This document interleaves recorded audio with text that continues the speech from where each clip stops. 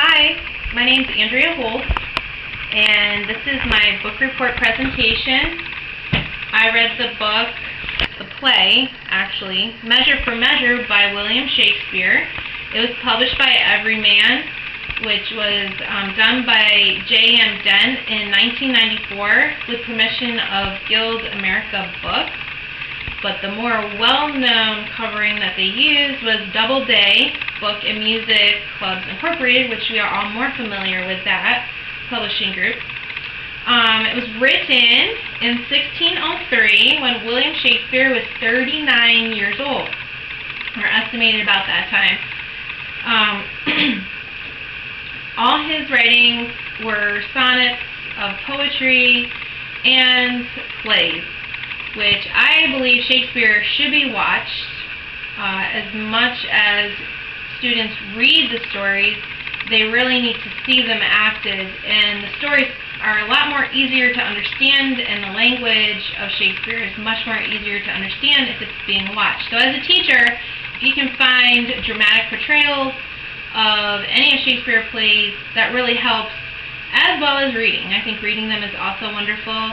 Another great tip with teaching Shakespeare is to use audio and listening devices to listen to while you're reading along. I also love to have students read and act out the play. They get a little more feel. And Macbeth and Hamlet are wonderful for those type of activities with students. Let's get into the characters and the plot. This story is really about personal integrity and letting your actions speak louder than words. So the main characters in the story are the Duke, who basically over a Venice type area, and his kingdom is pretty much very loose and somewhat uncontrollable, and people are just degraded in their character, and there's a lot of sexual promiscuity and things, gambling and things that just aren't great for a society overall. He decides he wants to go away and leave his deputy Angelo in charge. And Angelo is an up-and-coming young ruler, and he really is ambitious. He wants to make a name for himself. He's kind of got like a hardness about him, an unyielding way to deal with justice. But he has a secret, and that is that he comes to realize something about himself as we move along into the story. And so Angelo is left to take care of the kingdom, and he wants to make a name for himself, so he decides that he is going to arrest men who are caught in houses of ill repute, basically places of prostitution, and he's going to arrest them, he's going to prosecute them, and he's going to punish them, which the punishment for sexual crimes is capital punishment or execution. And he targets a young man named Claudio, and Claudio is from some sort of aristocracy, and he and his fiancée sleep together, and she gets pregnant, and there's no denying it, and he knows he's guilty of this because she has the evidence. She has a pregnant belly. And so Claudio is imprisoned by Angelo, and Claudio's servant comes to get Isabella, his sister, to come and plead for her brother Claudio. So here we meet Isabella, a young, beautiful novice, which is a nun in training. She has not taken her vows, so she's not off the market yet to be married. And she is, of course, frightened and concerned and runs to her brother's aid in prison and says she's going to plead with Angelo to save her brother. And Isabella goes to to Angelo and begs him to release her brother. And this is one of the most beautiful speeches, and it is very spiritual. She says to him, "While the souls that were forfeit once, and he that might the vantage best hath took, found out the remedy. How would you be, if he which is at the top of judgment would but judge you as you are? Oh, think on that.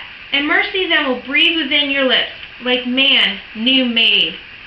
She is saying the remedy is salvation. It is Christ, and how he gave his life to remedy our sin. She said, how would you feel if you were in judgment? If God was judging you, wouldn't you want mercy on your soul, just as my brother needs mercy on his soul? So she is pleading with him as eloquently as possible, and her pleading and her beautiful speech has stirred Angelo's heart and his lust for her, and he wants her badly, and he says to her, I will release your brother if you sleep with me. This is the very thing that he is punishing Claudio for, sexual immorality. Well, all unbeknownst to everyone, the Duke is still present. He didn't actually leave the kingdom. He just changed his garb. He dressed as a friar and is skulking about, planning and conniving ways to get Angelo to release Claudio. And he knows a secret about Angelo that nobody else knows. That one time, Angelo was indeed engaged to be married and broke the contract and left a beautiful young woman without a husband, without a marriage. And so the friar, who is really the Duke, is determined to make things right and to have Angelo pay for his sins, just as Angelo wants everyone else to pay for their sins. And it comes to the day of reckoning in Act 5, Scene 1, where he says to Angelo, Angelo, you need forgiveness for your soul just as Claudio needs forgiveness for his soul. And he says, and Angelo, for Claudio, death for death. Haste still pays haste, and leisure answers leisure, like doth quite like, and measure still for measure. And that is the title quote of the play, Measure for Measure. Basically, if you judge out death or dole out death on others, you too will receive death. If you judge out hatred, you will receive hatred. So Angelo is quite humbled that he will be set free, and he will be able to go and commit to his broken engagement. The end of the story shows us that Claudio is set free, and he is free to marry his fiancée, who is pregnant.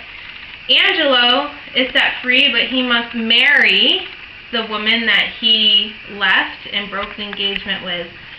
And it leaves us at the end of the story with the Duke and Isabella.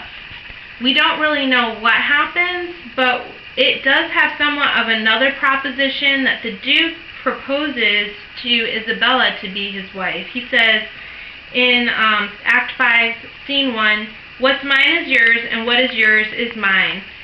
That is a really common line that we hear a lot in our society, basically about sharing and giving.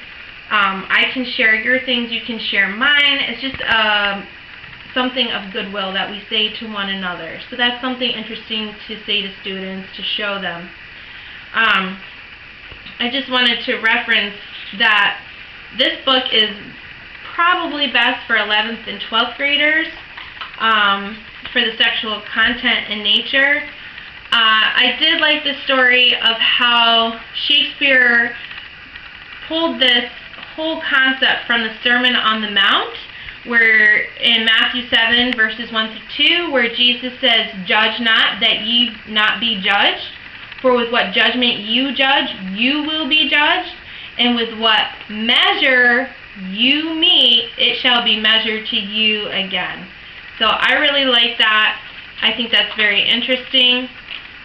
This is great for students to talk about respect for self, about who you are and what your values are, integrity, leadership, honesty, hypocrisy, and how those character values play into things such as Facebook and Instagram and gossip and judging other people without really getting to know them.